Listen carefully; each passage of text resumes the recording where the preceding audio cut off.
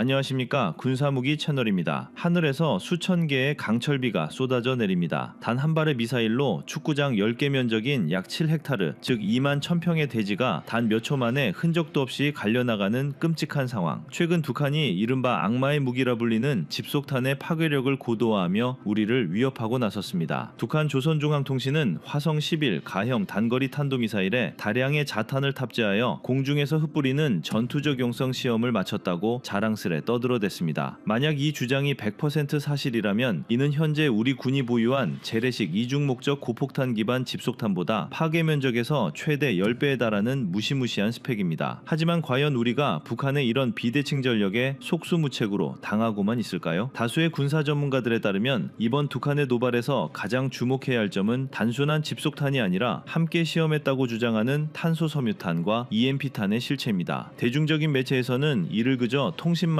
마비시키는 폭탄 정도로 묘사하지만 군사학적 심층 분석을 들어가면 이야기가 완전히 다릅니다. 탄소섬유탄은 니켈이 함유된 0.01mm 이하의 초미세 전도성 탄소섬유 수십만 가닥을 공중에 살포합니다. 이것이 154kV 이상의 고압 송전선이나 변전소 설비에 달라붙으면 즉각적인 대규모 단락을 일으켜 물리적 타격 없이도 국가 전력망을 다운시킵니다. 여기에 고폭 화약의 폭발 에너지를 이용해 순간적으로 강력한 전자기파를 뿜어내는 비핵 EMP 무기까지 결합되면 전력이 차단된 상태에서 백업용 디젤 발전기와 군 지휘 통제실의 핵심 전자회로마저 영구적으로 타버리게 됩니다. 북한은 바로 이 블랙아웃을 노리고 있는 것입니다. 하지만 북한의 치명적인 오판은 대한민국의 방공망을 과거의 수준으로 착각했다는 것입니다. 북한이 발사체로 사용한 화성 11 가형은 러시아의 이스칸데르 미사일을 복제한 것으로 하강 단계에서 회피 기동을 하여 요격을 어렵게 만드는 특징이 있습니다. 그래서 미사일이 목표물 상공에 도달해 자탄을 흩뿌리기 전, 즉 대기권 밖이나 고고도에서 미사일의 탄두부를 통째로 박살내는 사전 요격이 필수적입니다. 미국의 권위 있는 군사 전문 매체 디펜스 뉴스는 최근 특집 기사를 통해 한국의 다층 방어망 구축 속도와 그 정밀도는 전세계 방위산업계의 예상을 완전히 뛰어넘었다며 극찬을 아끼지 않았습니다. 또한 미국 전략국제문제연구소의 미사일 방어 프로젝트 보고서에서도 한국은 북한의 변칙기동 미사일을 종말 단계 이전에 차단할 수 있는 자체적인 하층, 중층 방어 능력을 독자적으로 완성해 나가는 유일한 국가라고 놀라움을 표했습니다. 이러한 찬사의 중심에는 바로 대한민국이 독자 개발한 M-SAM 블록2와 장거리 지대공 미사일 LSAM이 있습니다. 흔히 요격 미사일이라고 하면 파편을 흩뿌려 적 미사일을 격추하는 방식을 떠올리지만 최신 요격체는 다릅니다. 다수의 군사 전문가들에 따르면 천공2와 LSAM의 핵심은 적의 탄도미사일을 직접 몸체로 들이받아 운동에너지로 완전히 산산조각내는 직격 요격 기술입니다. 특히 LSAM에 적용된 DACS, 즉 궤도 수정 및 자세 제어 장치 기술은 우주 공간에 가까운 고도에서 초속 수킬로미터로 날아오는 탄도탄을 정확히 요격하기 위해 미사일 측면에서 가스를 뿜어 궤도를 미세 조정하는 초고난도 기술입니다. 이는 미국과 이스라엘 그리고 대한민국 등 전 세계에서 단 3개국만이 실용화에 성공한 극비 고급 정보에 해당합니다. 자탄이 분리되기 전인 고도 50에서 60km 상공에서 북한의 집속탄을 쇳물로 만들어버리는 것이죠. 여기서 우리가 주목해야 할 것은 무기의 성능을 넘어선 압도적인 가성비와 경제적 파급력입니다. 현재 미군과 우리 군이 운용 중인 최고 수준의 유격 미사일인 패트리어트 팩3 MSD의 경우 한 발당 가격이 무려 약 600만 달러, 현재 환율 기준 한화로 약 81억 원에 달합니다. 아무리 성능이 좋아도 수백 발의 미사일이 쏟아질 때 모두 패트리어트로 방어한다면 국가 파산에 직면할 수밖에 없는 치명적인 단점이 존재합니다. 반면 우리 기술로 만든 천공2의 한 발당 가격은 약 15억 원 수준으로 패트리어트의 5분의 1 가격에 불과합니다. 게다가 국산 화율이 80%를 상회하여 미사일을 쏘면 쏠수록 그 돈이 미국 방산업체가 아닌 대한민국 창원과 구미의 부품 하청업체 그리고 국내 노동자들의 지갑으로 흘러들어가는 완벽한 선순환 경제 구조를 구축했습니다. 미국 언론사들과 군사 전문가들이 한국 방위산업에 진심으로 경악하는 지점이 바로 이 부분입니다. 단순히 무기를 잘 만드는 것을 넘어 가성비와 양산 능력을 동시에 충족시키며 전쟁의 지속 능력 자체를 상업화하는 데 성공했기 때문입니다. 북한은 자신들의 알량한 국방 예산을 쥐어짜며 비대칭 전력인 집속탄과 EMPB 개발에 목숨을 걸고 있지만 우리는 그 위협을 완벽히 방어하기 방어하기 위한 무기를 개발하고 이를 다시 해외에 팔아 막대한 국부를 창출하고 있습니다. 실제로 아랍에미리트와 사우디아라비아에 이어 이라크까지 수십조 원 규모의 청공투 수출 재팟이 연이어 터지고 있는 것이 그 명백한 증거입니다. 북한의 미사일 도발이 오히려 대한민국 첨단 방공 무기의 신뢰성을 전 세계에 입증해주는 무료 라이브 테스트이자 카탈로그 역할을 해주고 있는 셈입니다. 물론 방심은 금물입니다. 우리 군의 다층 방어망이 완성 단계에 접어들었다고는 하나 북한이 섞어 쏘는 셀보 전술이나 이동식 발사대를 이용한 기습 발사를 감행할 경우 방어망의 과부하가 발생할 수 있다는 단점과 리스크는 분명 존재합니다. 요경 미사일의 절대적인 수량 확보와 더불어 조기 경보 통제기 및 정찰 위성을 통한 사전 탐지 능력의 고도화가 끊임없이 요구되는 이유입니다. 하지만 분명한 것은 전쟁과 군사적 선택은 결국 숫자와 산업 구조의 싸움이라는 점입니다. 북한의 낡은 군수 산업 체계로는 파편 몇 조각 날리는 무기를 만드는 데 그치겠지만 대한민국의 방위 산업은 이를 무력화하는 최첨단 방어 체계를 독자 개발하여 세계 시장을 제패하고 국가 경제를 견인하는 거대한 엔진으로 진화했습니다. 악마의 무기를 운운하며 공포를 조장하는 저들의 협박이 오히려 대한민국의 국방력과 경제력을 동시에 살찌우는 자양분이 되고 있다는 이 짜릿한 역설. 이것이 바로 우리가 굳건한 자신감을 가져야 할 진짜 이유입니다. 이상 군사무기 채널이었습니다. 감사합니다.